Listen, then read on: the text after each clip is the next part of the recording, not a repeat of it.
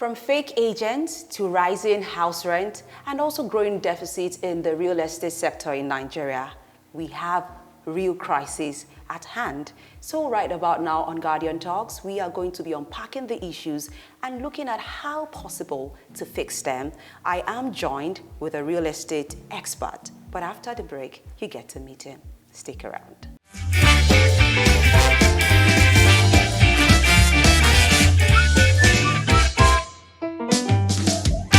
Welcome back. You're still tuned to Guardian Talks, and I am joined with Mr. Gamaliel Tanimomo, a real estate expert. Welcome to Guardian Talks. Thank you for having me. I'm sure you're not going to sue me because I pronounced your name correctly. You are forgiven. Okay, so let's get down to the business. I mean, there's a lot that is happening already in the real estate sector in Nigeria, from growing house rent to fake agents and also growing housing deficit. So to start with, what would you say are the key factors driving Nigeria's current real estate crisis, from affordability to regulation and also housing supply? Okay, so thank you for having me, and it's a pleasure being here. You're welcome. The crisis in Nigeria's real estate is a tangled web of systemic failures, financing barriers, and policy gaps. So number one is the urbanization pressure. Lagos needs a minimum of 1 million houses every year, but delivers less than 10%. Number one. Number two, according to the World Bank 2023 stats, Nigeria has 28 million housing deficits. And then number three is that 68% of all land issues have problems. That's according to PwC. Okay. So those are some of the... What's the full meaning of that? Pricewaterhouse Corporation. Okay. So those are some of the few issues and challenges in the real estate sector. Of course, and that has pushed up the demand. So supply is more than demand. Oh. Yeah. Okay, so in a country like Nigeria with millions of homeless citizens, how realistic is the dream of home ownership for average Nigerian? It's going to be El Dorado, trust me. Okay. So mortgage financing options are very limited in Nigeria. In South Africa, we have about 30% mortgage options, but Nigeria is less than 5%. That's number one. Number two, affordability is critical. Interest rates shuttles between 18, 25, in extreme cases 30%, and the bank will ask for your BVN, for your mother's head, your father's neck, etc., etc. And then the other one is construction cost, which has skyrocketed up to 2,000% since year 2000. So it is making the real estate sector less attractive for investors and even for developers to ply their trade. Okay, so a question is actually coming to my mind, but I'm going to ask that later. Now, recently, the Lagos State government declared it illegal, that it is illegal for anyone to operate in the real estate without proper registration with ASRERA. What impacts do you think this directive will have on the sector, especially on informal operators? So I feel that when there's an open market, there tends to be recklessness. When there's open market, there tends to be a bit of wickedness, let me use that word. So the decision by Lagos State to regularize or sanitize that industry by bringing people together, one is for control purposes. Government is the biggest spender, and in terms of policy, they influence policy. So I feel that that is a step in the right directions, and these agents or middlemen have done more havoc than good. I mean, if you want to rent a house, you have 5 people on the chain, and then one will take 5%. So by the time you get to the end of the chain, you are paying 25%. So I feel that it's a step in the right direction, number one. Number two, from the position of data drives decisions. So if Lagos State sees under the database of ASRERA that they have 1 million agents, they're able to say, okay, what can we do? So I'm sure that the government has definitely bigger reasons for bringing everybody into that bucket. Because the question is, why is ASRERA now coming up now with that development, which ought to have been in place before?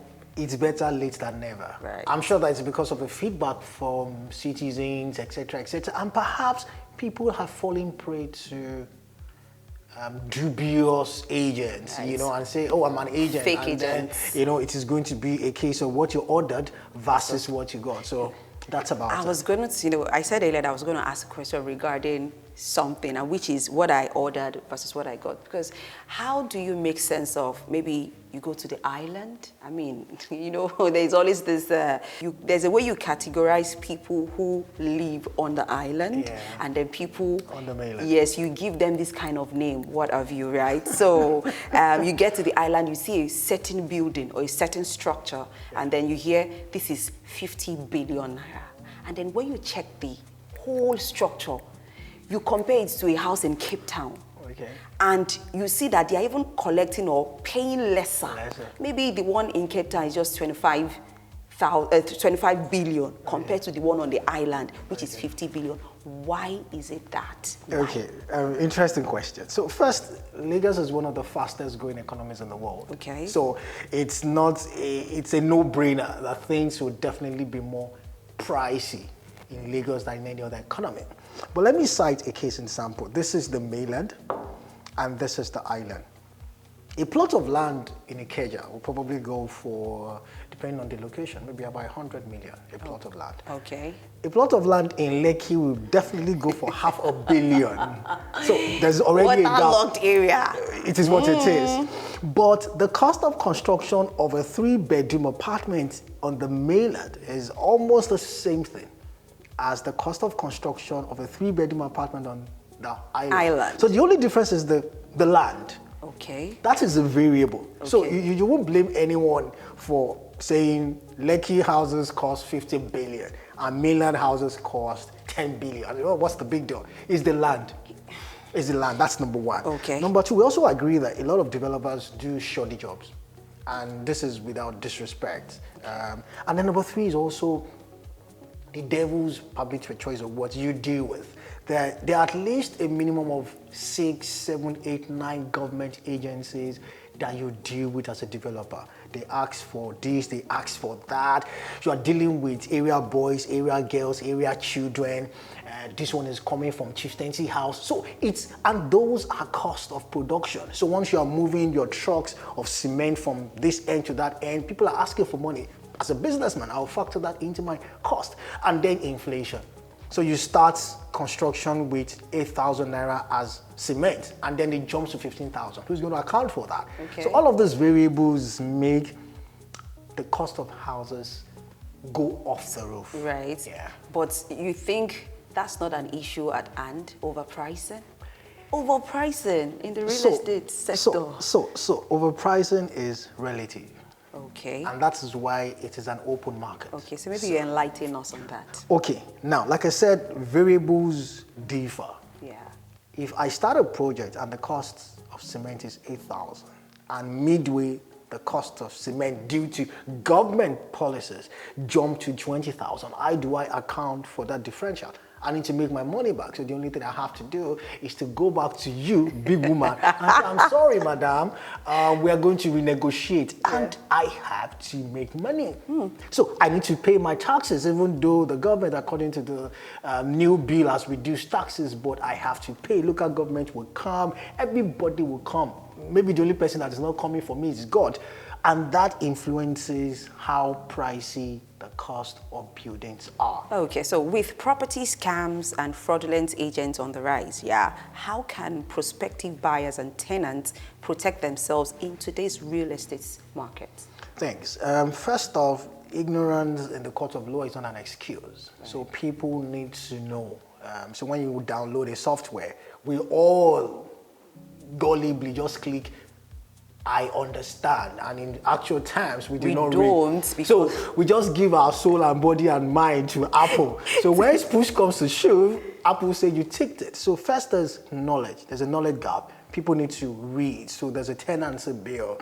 There are things going on in media. You need to, and thank God for what you're doing. People need to be aware. Number one. Number two, the Las Rera idea is also good. So if you want to patronize someone, question is where's your Las Rera certificate. If you don't have it, run. And then number three is due diligence. It doesn't cost you anything. You want to buy a property, go to the relevant government agencies, go ask them, I want to do this, I want to do that. And maybe finally, please pray. because no matter how much you do all of this, things will definitely happen. Right, because we've seen situations whereby people say they got the right documentation, but something still happens along the way. So again, government can be culpable in that, because you can't issue documents without the governor's consent or the government's consent. So if you get a property that has a wrong title, there is either going to be an internal connivance or there was a lack of due diligence in the first place.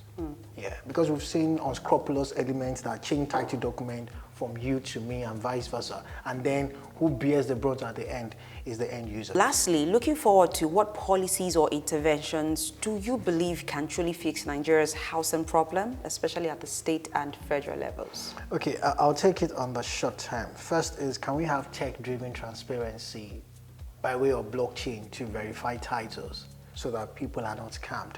And number two is, can we also have rent-to-own schemes? So why do I have to rent all the time? Can I rent to own? And in that way, I know that at the end of a particular period, I have my property. On the long term, we should enforce the national housing policy and then slash down considerably, and I am emphatic about that word, mortgage rate. And then let's look at construction costs, from cement to iron. Can we liberalize it a little bit so that for developers, the cost of construction can reduce? Yeah. Okay.